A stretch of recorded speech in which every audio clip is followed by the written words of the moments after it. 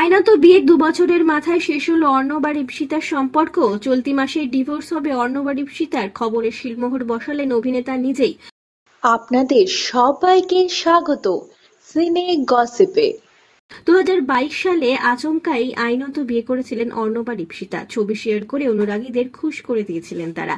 তবে তাদের মধ্যে এসেছে সম্পর্কের দূরত্ব, সে খবরও এসেছিল প্রকাশ্যে।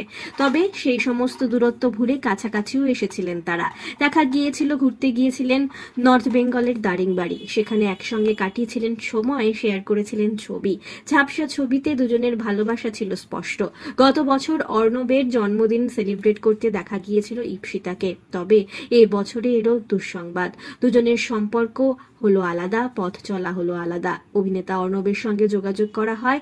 এই খবর শোনা মাত্রই সংবাদ মাধ্যমে তিনি জানিয়েছেন, হ্যাঁ, খবরটা সত্যি, আমাদের ডিভোর্স হচ্ছে।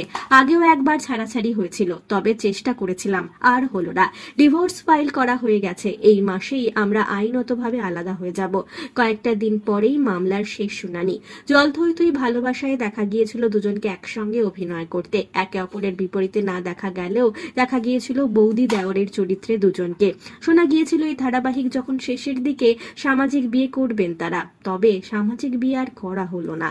পথ চলা আলাদা হলো দুজনের। যেন জলথইথই ভালোবাসা শেষ হওয়ার সঙ্গে সঙ্গেই সম্পর্কটা শেষ হয়ে গেল অর্ণব আর ইশিতার। খবরটি প্রকাশ্যে আসার পর থেকেই অনুরাগীদের মন ভার। বিনোদন জগতের আর অনেক খবর নিয়ে আসছি আমরা আপনাদের কাছে। জুড়ে থাকুন আমাদের সাথে। আমরা হলাম সিনে গসিপ। জুড়ে থাকুন আমাদের সঙ্গে। সাবস্ক্রাইব করুন আমাদের এই ইউটিউব চ্যানেলটি।